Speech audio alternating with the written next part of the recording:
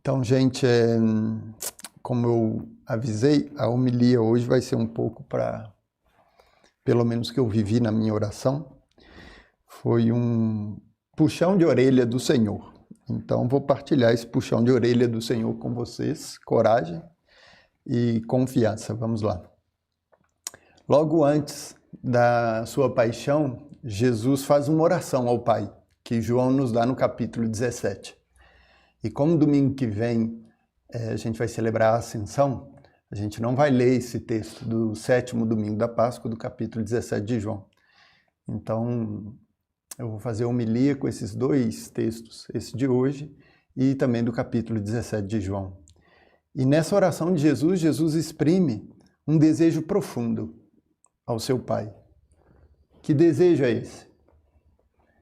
Que Jesus, logo antes da sua morte, vai exprimir ao seu Pai na sua oração. Não sei se vocês lembram, Jesus vai falar na sua oração, deixando o seu coração aberto diante do Pai, que todos sejam um como nós, que eles estejam em nós, Pai, para que o mundo creia que Tu me enviastes. E aí começa o puxão de orelha. Por que o mundo não acredita profundamente em Jesus hoje? Por que tanto combate? Por que tanta resistência? No aspecto religioso, no âmbito moral, social, político. Por que tanta resistência ao cristianismo, aos valores do Evangelho, ao que Jesus prega, a sua palavra? Por que aqui no Brasil nós somos o segundo maior país cristão do mundo, em termos de cristianismo? A gente só fica atrás dos Estados Unidos. O maior país católico do mundo, o Brasil. Por que tanta resistência a Jesus, ao Evangelho no nosso país? Vocês sabiam que o Brasil está entre os 10 países com maior desigualdade social no mundo? 10% das pessoas mais ricas do Brasil concentram 42% da nossa renda. E o 1% mais rico concentra quase 30% da renda do país. Nesse sentido, da desigualdade social, o Brasil é o penúltimo, só fica atrás do Catar, em termos de desigualdade social, o abismo entre os ricos e os pobres. Como é que é possível, no maior país católico do mundo e no segundo maior país cristão do mundo, ter tanta desigualdade, ter tanta violência, tanta corrupção? Por que a gente tem tanta dificuldade de encarnar o Evangelho na nossa vida? Eu tenho uma teoria que eu recebi na oração há algum tempo atrás e me veio de novo hoje preparando essa homilia. É por causa da divisão dos cristãos. Porque a gente ainda está dividido e muitas vezes se atacando mutuamente como inimigos. E isso é uma das razões que eu acredito que o Evangelho não consegue brotar e germinar aqui concretamente na nossa vida. O Evangelho ainda não transformou as nossas vidas até as nossas entranhas, até a nossa maneira de agir. E o que isso tem a ver com a liturgia de hoje? Tudo. Pelo menos foi o que eu recebi na minha oração. Porque a gente ainda está celebrando a Páscoa, esse 6º domingo da Páscoa. A gente está meditando o fruto mais importante da ressurreição de Jesus para nós. Qual que é a consequência mais importante da ressurreição de Jesus para nós, cristãos? É o dom do Espírito Santo. E a consequência desse Espírito Santo em nós, a primeira consequência desse fruto, é a unidade. Pai, que todos sejam um como nós. A gente está se preparando para celebrar a Semana de Oração pela Unidade dos Cristãos, a partir do domingo que vem, dia 24 de maio, aqui no Hemisfério Sul. Essa semana que precede a festa de Pentecostes. Essa unidade. E aí 3 pontos que eu queria partilhar hoje. O que é o cristianismo, a essência da nossa fé. a unidade e a vida no Espírito Santo. Jesus nos fala no Evangelho: aquele que me ama guarda os meus mandamentos e receberá então o Espírito Santo. A gente já tem aí um resumo da nossa fé. Amar Jesus, guardar os seus mandamentos e viver no Espírito Santo. Esses 3 pontos que eu quero partilhar hoje. Primeiro, amar Jesus. O cristianismo e a nossa fé católica não é uma série de regras. E eu vivo falando isso aqui e repetindo. Nossa religião não é uma religião do pode ou não pode, não é uma religião do direito canônico, não é uma religião de observar as regras, mesmo se elas são importantes e fundamentais. Mas a essência da nossa fé cristã, da nossa fé católica, é uma relação viva e pessoal com Jesus. Se não for isso, a gente corre um sério risco de cair numa ilusão. O cristianismo é o Cristo, vivo e presente nas nossas vidas. É uma relação de amor. Para isso é preciso oração, principalmente com a Bíblia, onde a gente pode aprender a conhecer Jesus de verdade e alimentar uma relação viva e pessoal com Jesus. Se a minha fé não é uma relação viva e pessoal com Jesus, tem fortes chances de eu cair numa ilusão. Se todas as minhas devoções e as minhas práticas religiosas, e mesmo, e é por isso que eu falei do puxão de orelha, mesmo a frequência dos sacramentos, e eu vou voltar nesse ponto, não me levar a uma relação íntima e pessoal com Jesus, como diz Santo Inácio de Loyola, conversar como um amigo conversa com seu amigo, fortes chances eu tenho de estar vivendo uma ilusão. É o primeiro ponto, amar Jesus. Se a minha fé, se a minha religião não é um amor profundo a Jesus. Segundo ponto, consequência desse, guardar os mandamentos de Jesus. Se alguém me ama, guardará os meus mandamentos. E eu já falei isso aqui também várias vezes. Jesus, ele deixa muito claro o que ele quer dizer com isso. Amar a Deus e amar o próximo. Um grande desafio para a gente, para nós cristãos. A obrigação de amar. É uma loucura, porque o amor supõe a liberdade. Normalmente, nenhuma obrigação. Mas Jesus fala, o meu mandamento, a minha ordem, é que vocês amem a Deus e aos irmãos. A nossa vida nada mais é do que uma articulação entre a nossa liberdade e esse mandamento do amor. E mais um aspecto desse amor que Jesus vai exprimir na oração, como eu dizia, logo antes da sua paixão, é a unidade. Que todos sejam um, Pai, como nós somos um, que eles estejam em nós, Pai, para que o mundo creia que tu me enviastes. E é aqui que a primeira leitura vai nos ajudar. Os apóstolos vão anunciar a boa notícia de Jesus Cristo na Samaria. E aí vai Pedro e João para orar pelos samaritanos, impor as mãos para que eles recebam o Espírito Santo, o mesmo Espírito Santo que os apóstolos receberam. E por que isso é importante?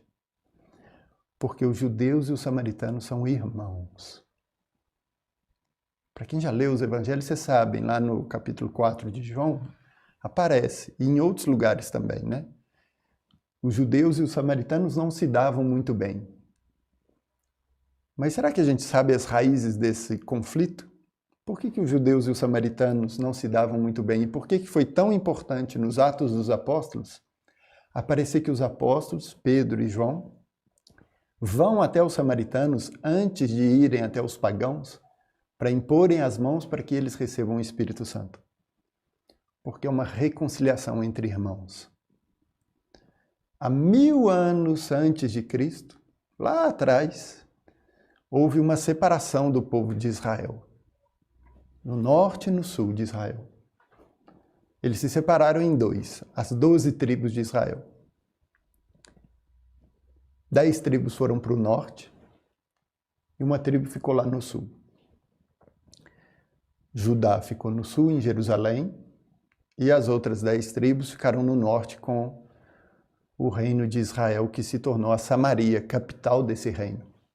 onde tinha também um templo, num outro monte. Então ficou essa oposição. Mas na origem, são irmãos. Vêm do mesmo povo, Abraão, Isaac e Jacó, as 12 tribos de Israel, que formaram essa divisão entre os judeus e os samaritanos. Mas são a mesma tribo, são irmãos. E quando Pedro e João vão até a Samaria para que eles recebam o Espírito Santo, é um movimento de saída do cristianismo para falar isso. O Espírito Santo é para todos. E é o mesmo Espírito Santo para todos. E o fruto desse Espírito Santo, o primeiro fruto é a unidade. Os apóstolos vão buscar a unidade com aquele povo que estava dividido. E aí eu pergunto, e nós, cristãos? Na sequência dos apóstolos, será que a gente acredita que o Espírito Santo é o mesmo? Na Igreja Católica, nos evangélicos, nos pentecostais, nos reformados, nos protestantes? Será que o Cristo está dividido, como vai falar Paulo? Ou será que eu continuo na acusação e achando que os nossos irmãos de outras confissões cristãs são de outra religião, acreditam em outra coisa? Será que eles acreditam num Jesus diferente? E será que a gente acredita realmente nisso? Que todos fomos batizados no mesmo nome do Senhor Jesus e que recebemos o mesmo Espírito Santo? Guardar os mandamentos de Jesus, quando Ele nos manda amar uns aos outros, é deixar que o Espírito Santo nos conduza à unidade.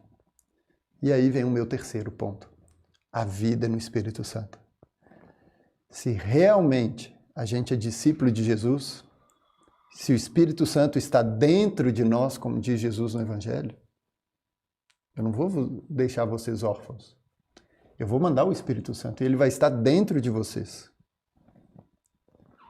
Essa é a vida do cristão, viver movido pelo Espírito Santo, o Espírito de Jesus. E aí eu volto lá no início da minha homilia. Por que tanta desigualdade aqui no Brasil e no mundo? Mas vamos falar do Brasil. Por que o Evangelho ainda não se encarnou em nós e no nosso país? Por que tanta corrupção? Por que tanta desigualdade? Por que tanta violência no maior país católico do mundo e no segundo maior país cristão do mundo? Onde a nossa lei, muitas vezes, não é a lei do Evangelho. Amar a Deus e aos irmãos. Mas é a lei de Gerson. Querer levar vantagem em tudo. E se eu puder passar a perna no outro para tirar vantagem, eu vou fazer. Talvez esse tempo de confinamento e de privação para nós da participação aos sacramentos, onde muitos membros do corpo de Cristo, que é a Igreja, estão privados dos sacramentos, seja a oportunidade para um profundo exame de consciência. A imagem do povo de Israel. Talvez como lá no profeta Ezequiel. Quando Israel, por diversas vezes, foi levado para um exílio, muitas vezes para uma escravidão, Israel não acusou ninguém. Não acusou um outro exterior a ele mesmo. Através dos profetas, Israel se acusava a si mesmo. Pecamos contra o Senhor e estamos colhendo o fruto da nossa infidelidade. Eu não estou falando que o que a gente está vivendo na nossa pandemia é isso. Mas vamos aproveitar desse tempo, talvez, para fazer esse exame de consciência. Não como uma punição de Deus, mas como uma consequência das nossas escolhas e de ver, será que a gente não pecou contra o Senhor? Será que a gente não está ainda pecando contra o Senhor e contra o seu mandamento? Porque Ele nos deu um mandamento muito claro. Amai-vos uns aos outros. Mas a gente está em guerra. Em guerra contra uns e os outros. Quantas vezes nós, católicos, ainda estamos em guerra contra os nossos irmãos cristãos de outras confissões? E vice-versa. Ou simplesmente a unidade dos cristãos não é uma prioridade na minha fé. E eu ignoro completamente o mandamento de Jesus, que todos sejam um. Será que eu não estou vivendo uma ilusão? Eu continuo indo à igreja, eu continuo participando dos sacramentos, não nesse tempo, e é por isso que eu falo, vamos aproveitar desse tempo para fazer um exame de consciência. Eu continuo indo à igreja, achando que está tudo bem, continuo com as minhas devoções, continuo recebendo Jesus na Eucaristia, continuo a minha vida de fé, achando que está tudo bem e que eu estou cumprindo os mandamentos de Jesus e que eu tenho uma relação viva e pessoal com Ele. Será que eu não estou caindo numa ilusão? Não está tudo bem, gente, na nossa fé, na nossa igreja. Não está de jeito nenhum. A gente está vivendo num pecado grave, o pecado da nossa divisão. Quem acolheu os meus mandamentos e os observa, esse me ama, diz Jesus. Esse é o critério para saber se eu amo Jesus. Se eu guardo os seus mandamentos, se eu acolho e os observo. E repito e insisto, que mandamento é esse? Amai-vos uns aos outros como eu vos amei. Sejam um como eu e o Pai. Está na hora da gente reconhecer que a gente não ama Jesus, pelo menos não ama Jesus suficientemente. Do jeito que Ele deseja ser amado. E isso é uma barreira para que a gente receba o Espírito Santo em nós. E é por isso que talvez esse Espírito Santo que a gente recebeu no batismo não consiga produzir os seus frutos na nossa vida. E não nos transforma. Desde a base, desde a nossa vida cotidiana até a nossa classe política, os nossos dirigentes, a nossa maneira de viver em sociedade. Todo mundo. Mais uma vez, quanta corrupção, quanto abuso, quanta falta de amor, quanta divisão, quanto medo, quanta violência. Por quê? É a pergunta que me habita e eu não tenho resposta, é a interpelação que eu recebi do Senhor hoje de manhã na minha oração. Por quê que no nosso país, o maior país católico do mundo, o segundo maior país cristão do mundo, a gente não consegue viver o Evangelho? Está na hora da gente se perguntar profundamente isso.